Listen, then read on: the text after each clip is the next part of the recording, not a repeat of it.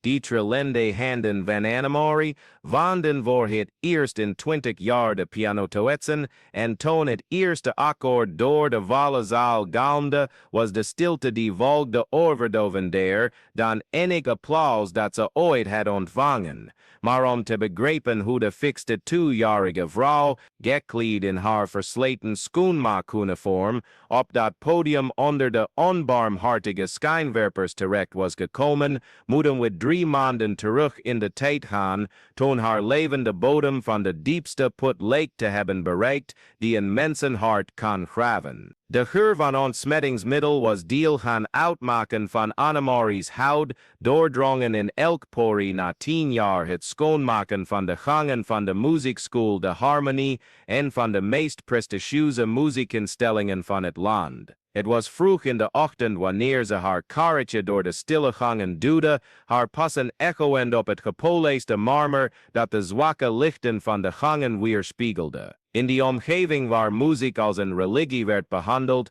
was Annemari slechts een schaduw die onopgemerkt voorbijging, onzichtbaar voor de ogen van de studenten en docenten die overdag haastig door de gangen liepen. Op de ochtend van die dinsdag in maart was Annemari haar dienst aan het afronden toen ze stevige voetstappen hoorde naderen. Dirigent Bram de Vries, directeur van de school, liep met zijn onberispelijke pak en rechte houding, die zelfs de meest ervaren docenten intimideerde. Zijn koude ogen scanden Annemari van top tot 10 met de minachting die hij voorbehield aan degenen die hij als irrelevant beschouwde. Annemari toch?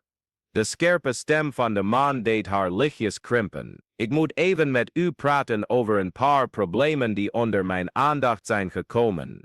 Annemari's hart bonkte. In een decennium van werken had ze nog nooit een enkele klacht ontvangen. Ze hield zich altijd discreet, efficiënt en respectvol op tegenover iedereen om haar heen. Een paar docenten hebben me verteld dat u de lessen hebt waargenomen. Bram maakte een weloverwogen pauze, alsof hij genoot van elk woord. Ik wil duidelijk maken dat uw taak hier is om schoon te maken, niet om u te vermaken met activiteiten die verbuiten uw bevoegdheden liggen. Annemari's wangen kleurden rood. Al die jaren had ze inderdaad even gestopt om naar de lessen te luisteren terwijl ze de lokale schoonmaakte. De muziek die door de deuren sijpelde was als fris water voor een dorstige ziel in de woestijn. Maar ze had nooit gedacht dat iemand het had opgemerkt. Het spijt mij, meneer, dat was niet mijn bedoeling, begon Annemari, maar Bram stak zijn hand op om haar het zwijgen op te leggen. Ik wil geen excuses.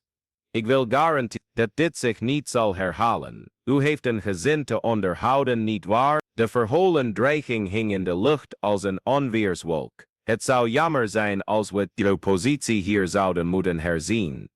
Annemari knikte zwijgend, slikkend de vernedering weg die als bittere gal haar keel opkwam. Bram liep weg zonder nog een woord te zeggen, haar alleen achterlatend in de gang met het echoen van zijn schoenen die als hammers tegen haar waardigheid sloegen. Die avond kwam Annemari aan in het kleine appartement dat ze deelde met haar 17e dochter Roos. De plek was bescheiden maar schoon en netjes, met dezelfde zorg die ze aan de school besteedde. Roos zat aan de keukentafel omringd door boeken en schriften, zich voorbereidend op haar eindexamens. Hoe was het werk vandaag, mam? Vroeg Roos, haar ogen opkijkend van de vergeelde pagina's van een geleend literatuurboek. Annemari forceerde een glimlach, de vernedering die nog steeds als gloeiend ijzer in haar borst brandde voor zichzelf houdend. Alles normaal, schat. Hoe gaan de studies? Goed, maar Roos aarzelde, haar onderlip bijtend. Mam, weet je nog toen ik klein was en je die mooie liedjes op oma's piano speelde? De vraag trof Annemari als een klap in de maag. 20 jaar waren verstreken sinds ze voor het laatst piano had gespeeld. 20 jaar sinds ze haar dromen had opgegeven om Roos alleen op te voeden nadat haar man hen had verlaten toen hij ontdekte dat hij vader zou worden. Het was maar een beetje spelen, Roos. Ik heb nooit echt serieus gespeeld, maar het was zo mooi. Roos zuchtte. Soms vraag ik mij af of je niet iets belangrijks bent kwijtgeraakt toen je stopte. Annemarie keek weg alsof ze papier op de tafel aan het ordenen was. De waarheid was dat ze veel meer was kwijtgeraakt dan Roos zich kon voorstellen. Ze had de versie van zichzelf verloren die droomde van een carrière als concertpianiste die urenlang oefende met toonladders en etudes, wiens hart sneller klopte bij elke optreden tijdens recitals op de muziekschool. Die nacht kon Annemarie niet slapen. De wrede woorden van Bram echoenden in haar gedachten, vermengd met herinneringen die ze 2 decennia lang had begraven. Ze stond stilletjes op en liep naar de kleine kast in de slaapkamer. Achter oude kleren en stoffige dozen vond ze een versleten leren map. Daarin fluisterden door de tijd vergeelde partituren vergeten beloften Chopin, Bach, Debussy, namen die ooit haar hart deden zingen, nu slechts keesten op papier. Haar handen trilden toen ze de partituur van Nocturne op Nee no Prex van Chopin aanraakte. Ze speelde dit stuk vroeger met een passie die mensen deed stoppen om te luisteren, tranen in hun ogen opwellend, zonder dat ze wisten waarom. De muziek stroomde door haar heen als bloed in haar aderen, elke noot een verlengstuk van haar ziel. Een flashback voerde haar terug naar haar 22e jaar.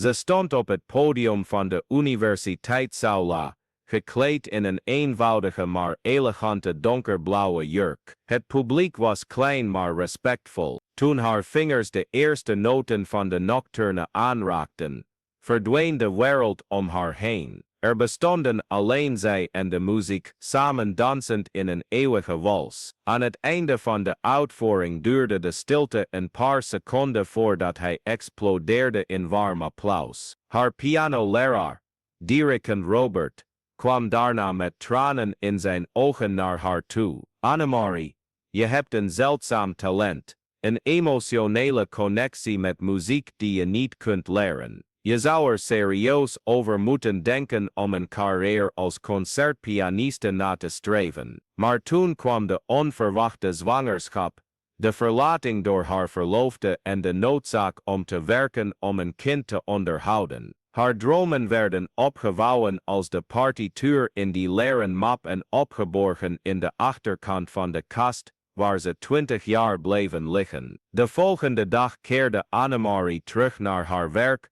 vastbesloten om nog onzichtbaarder te worden. Ze vermeed de gangen waar de lessen plaatsvonden, hield haar ogen neergeslagen en werkte in absolute stilte. Maar het was alsof ze probeerde niet te ademen.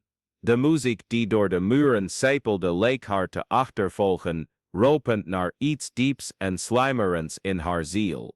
Het was op een donderdagavond dat alles veranderde. Annemarie was de Mozartzaal, de belangrijkste zaal van de school, aan het schoonmaken, toen ze luide stemmen hoorde uit de gang komen. Ze verschanste zich achter de zijgordijnen van het podium toen Bram binnenkwam, vergezeld door 2 mannen in pak. Het probleem is ernstig, zei Bram, terwijl zijn passen door de lege zaal galmden. De vaste pianiste van het staatsorkest heeft haar optreden van morgen afgezegd. Een dringend familieprobleem. We hebben een volle zaal, belangrijke critici hebben zich aangemeld. En nu dit. Is er niemand die haar kan vervangen? Vroeg een van de mannen duidelijk nerveus. Op 1 avond, het tweede pianoconcert van Rachmaninoff spelen. Bram lachte bitter. Wonderen bestaan niet in de wereld van de klassieke muziek. We zullen het concert moeten annuleren en de publieke vernedering onder ogen moeten zien. Annemarie voelde haar hart bonken. Het tweede pianoconcert van Rachmaninoff. Ze kende elke noot van dat stuk, ze had het maandenlang obsessief gestudeerd tijdens haar opleiding. Het was een van de meest uitdagende composities in het pianorepertoire, maar ook een van de mooiste en emotioneel meest verwoestende. De mannen liepen weg, waardoor de zaal in stilte achterbleef. Annemarie bleef nog een paar minuten verstopt zitten, vechtend tegen een impuls die in haar borst groeide als een storm. Toen ze eindelijk achter de gordijnen vandaan kwam, strekte het lege podium zich voor haar uit als een onweerstaanbare uitnodiging. De Steinway-vleugel stond in het midden van het podium, Zijn zwarte en witte toetsen glinsterden in het zachte licht van de spots. Annemarie naderde langzaam, alsof ze een heilig altaar naderde. Haar handen trilden toen ze het gepolijste hout van het deksel aanraakten. Een moment lang wogen 20 jaar stilte op haar als een berg. Maar toen bijna tegen haar wil in, wonden haar vingers de toetsen. De eerste noot galmde door de lege zaal, puur en kristalhelder. De tweede volgde dan de derde en toen gingen de sluizen open. Annemarie's handen bewogen over de toetsen alsof ze nooit waren opgehouden met spelen. De nocturne van Chopin stroomde uit haar met een emotionele intensiteit waardoor haar tranen op de ivoren toetsen vielen. Elke noot droeg 20 jaar begraven dromen, stille offers, een passie die had geweigerd te sterven ondanks alle verlating.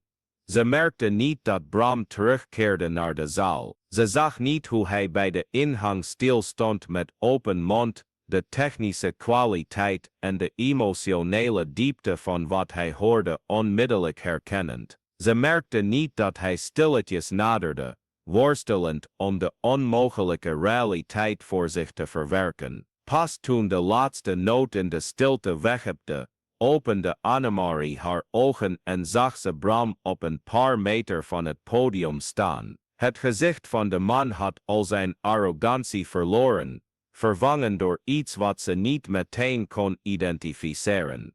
Het was verbazing, bewondering en een vloogje schaamte. Annemarie stond snel op, haar handen trilden. Sorry, ik had niet. Ik ga de zaal verder schoonmaken. En, wacht, Bram's stem klonk zachter dan Annemarie ooit had gehoord. Waar heb je dat leren spelen?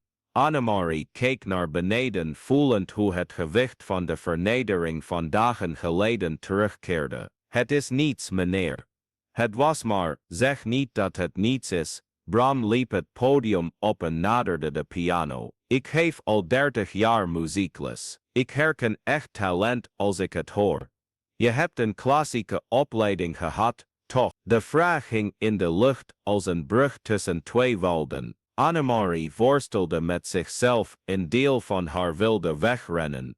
Een ander deel was moe van het verbergen van wie ze echt was. Ik heb gestudeerd aan het conservatorium, mompelde ze uiteindelijk. Maar dat was lang geleden. Waarom ben je gestopt? De simpele vraag droeg een enorm gewicht. Annemarie voelde haar ogen zich vullen met tranen. Het leven gebeurde. Ik moest kiezen tussen mijn dochter en mijn dromen. Bram bleef een lange tijd stil, de openbaring verwerkend. Toen hij weer sprak, was er iets anders in zijn stem, een menselijkheid die Annemarie nooit eerder had opgemerkt. Het Rachmaninov-concert, zei hij langzaam. Ken je dat? Annemarie knikte niet vertrouwend op haar eigen stem. Onze pianiste heeft afgezegd. Het concert is morgenavond. Bram keek haar recht in de ogen. Ik heb iemand nodig die dat stuk met het orkest kan spelen. Annemarie's wereld stond stil. Even kon ze niet verwerken wat ze had gehoord. Meneer, ik speel al 20 jaar niet meer. Ik maak de vloer schoon. Ik kan niet. Je kunt het, viel Bram haar in de rede. Ik heb het net gehoord. Je kunt het niet alleen, maar je moet het ook doen. Zou je het willen proberen? En als ik je vertel dat zulke verhalen zich elke dag voordoen, dat verborgen talenten wachten op een kans, wachtend op iemand die in hen gelooft. Als jij ook gelooft in de kracht van dromen die weigeren te sterven, abonneer je dan op het kanaal en activeer het belletje voor meldingen. Want elke keer dat we deze verhalen delen, planten we een zaadje van hoop in het hart van iemand die moet geloven dat het nooit te laat is om opnieuw te beginnen. Laten we deze reis samen voortzetten. De daaropvolgende 24 uur verliepen als een wervelwind. Annemarie sliep nauwelijks, wisselend tussen absolute paniek en een opwinding die ze al tientallen jaren niet meer had gevoeld. Roos was verbijsterd toen haar moeder vertelde wat er was gebeurd. Mam, dat is ongelooflijk, riep het meisje uit. Annemarie stevig omarmend. Ik wist altijd al dat je speciaal was. Maar wat als ik alles verkeet? Wat als mijn handen me niet meer gehoorzamen? Wat als ik iedereen teleurstel? Annemarie's onzekerheden stroomden over als een gebroken dam. En wat als alles goed gaat? Roos nam het gezicht van haar moeder in haar handen. En wat als dit je tweede kans is? Op de ochtend van het optreden kwam Annemarie eerder dan gewoonlijk aan bij de muziekschool. Bram had een oefenruimte voor haar geregeld waar ze kon oefenen voordat ze met het orkest zou repeteren. Haar handen voelden aanvankelijk stijf aan. 2 decennia van onbruik eisten hun tol. Maar geleidelijk aan ontwaakte het spiergeheugen. De scalen stroomden, de arpeggio's kregen leven en de muziek werd weer haar moedertaal. De repetitie met het orkest was gespannen. De muzikanten, aanvankelijk sceptisch over de last-minuut-vervanger, beseften al snel dat ze met iemand bijzonders te maken hadden. De dirigent, aanvankelijk bezorgd, glimlachte voor het eerst toen hij Annemarie de cadenza van het eerste deel hoorde spelen. Het is alsof de muziek een verhaal vertelt via jou, merkte hij op tijdens de pauze. Er zit een emotionele diepte in die ik zelden tegenkom. Toen de avond aanbrak, zat de zaal helemaal vol. Annemarie keek vanuit de coulissen naar het elegante publiek, muziek, critici op de eerste rij, studenten en docenten verspreid over de ruimte. De geleende concertjurk van de school was eenvoudig, maar ze had zich nooit eleganter gevoeld. Bram vond haar in de laatste momenten voordat ze het podium opging. Annemarie, zei hij, zijn stem vol emotie. Ik moet mijn excuses aanbieden voor wat ik vorige week zei. Ik had het mis. Volkomen mis. Annemarie keek hem aan en zag kwetsbaarheid waar voorheen alleen arrogantie was. Je kon het niet weten. Ik had het moeten zien, schudde hij zijn hoofd. 10 jaar lang was je hier, omringd door muziek, en ik behandelde je als onzichtbaar. Dat zegt meer over mij dan over jou. De dirigent verscheen en gaf aan dat het tijd was om te beginnen. Annemarie haalde diep adem, sloot even haar ogen en voelde de geruststellende aanwezigheid van Roos in het publiek. Toen ze haar ogen opende was er een serene vastberadenheid in haar blik.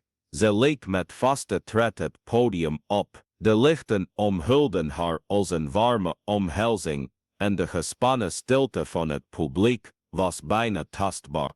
Ze ging achter de piano zitten, schoof op de bank en legde haar handen op de toetsen. De dirigent heefde zijn dierig eerstok op. Het orkest begon met de majestueuze inleiding van het concert. En toen kwam het moment, haar entree. Het moment waarop 20 jaar stilte voor honderden mensen verbroken zou worden. Annemarie's trillende handen vonden voor het eerst in 20 jaar de piano toetsen.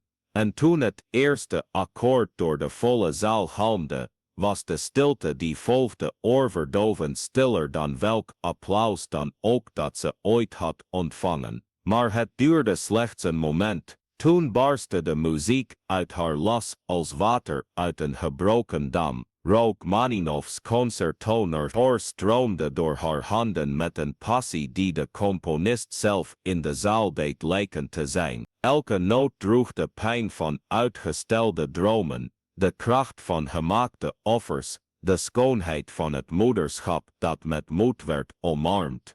En nu, de overweldigende vreugde van een tweede kans. Tijdens het tweede deel stroomden de tranen over Annemarie's gezicht, maar ze bleef spelen. In het publiek heelde Roos openlijk, eindelijk begrijpend wie haar moeder werkelijk was. Bram, staande in de coulissen, veegde stiekem zijn eigen ogen af. De orkestmuzici speelden met een vernieuwde inspiratie, gevoed door de emotionele energie die van de piano uitging. Toen ze het derde deel bereikten, gebeurde er iets magisch. Annemarie, speelde niet meer alleen voor het publiek. Ze speelde voor de 20-jarigen die haar dromen in een leren map had opgeborgen. Voor de alleenstaande moeder die 10 jaar lang de vloer had gepoetst zonder haar waardigheid te verliezen. Voor alle vrouwen die hun dromen hadden opgeofferd voor hun kinderen.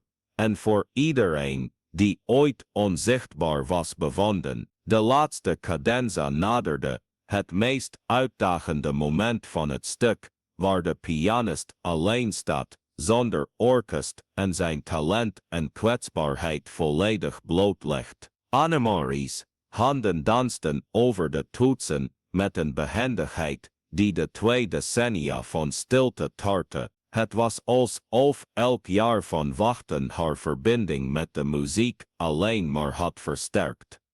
Toen de laatste noten door de zaal weergalmden, volgde een stilte van enkele seconden. Annemarie bleef bewegingloos zitten, haar handen nog steeds op de toetsen, nauwelijks wetend wat ze zojuist had gedaan. Toen, als een kolf die tegen de rotsen breekt, barstte het applaus los. Het hele publiek stond op, de handen klonken als donder. Roos was de eerste die het podium opkwam, rennende door de zijgangen om haar moeder te omhelzen. Ik wist het altijd al, fluisterde ze in haar oor. Ik wist altijd al dat je buitengewoon was.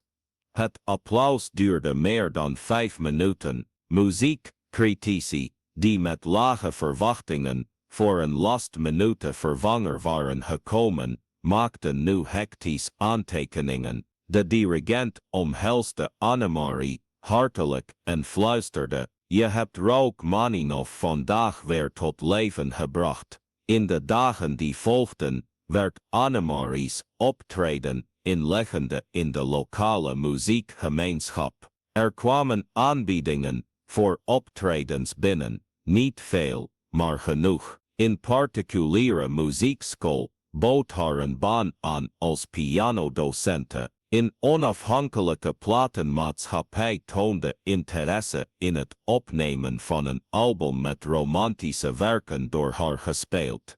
Maar de diepste verandering zat niet in de externe mogelijkheden. Annemarie had een essentieel deel van zichzelf herontdekt, dat ze voor altijd verloren achtte. Ze begon thuis pianoles te geven en ontdekte dat het lesgeven in muziek bijna net zo bevredigend was als het spelen ervan. Roos, geïnspireerd door de moed van haar moeder, besloot om auditie te doen voor een muziekopleiding, in de voetsporen tredend, die Annemarie decennia geleden had verlaten. Bram, veranderd door wat hij had meegemaakt, implementeerde een programma op de muziekschool, de Harmonie, waar medewerkers gratis muzieklessen konden volgen. Ik wil nooit meer aannemen dat ik weet wie iemand werkelijk is, zei hij tegen Annemarie tijdens een gesprek maanden later. Jij hebt me geleerd dat talenten op de meest onverwachte plaatsen bloeien. Op een houden herfstdag, 6 maanden na die transformerende avond, zat Annemarie in haar woonkamer, ingericht als studio, pianoles te geven aan een meisje van 8. Het meisje worstelde met een eenvoudig stuk van Bach, gefrustreerd door haar eigen onervarenheid. Juf Annemarie, zei het kind, met tranen in haar ogen, wat als ik nooit goed kan leren spelen? Annemarie stopte met spelen en knielde naast het meisje. Mag ik je een geheim vertellen? Toen ik jouw leeftijd had, dacht ik ook dat ik nooit goed genoeg zou zijn. En weet je wat ik jaren later ontdekte? Het meisje schudde haar hoofd, nieuwsgierig. Ik ontdekte dat muziek niet in onze handen of onze techniek zit. Het zit in ons hart. En als je met je hart speelt, voelen mensen dat, zelfs als je een paar noten mist. Die avond, nadat de laatste leerling weg was, ging Annemarie achter haar piano zitten, die ze had gekocht met het geld van haar eerste optredens na haar comeback. Het was een gebruikt instrument, met een paar lichtjes verstemde toetsen, maar voor haar was het kostbaarder dan elke Steinway. Roos was in de keuken, het avondeten aan het klaarmaken en een melodietje neuriënd, dat Annemarie eerder had gespeeld. Het geluid van haar dochter, die zong, mengde zich met de geuren van het huisgemaakte eten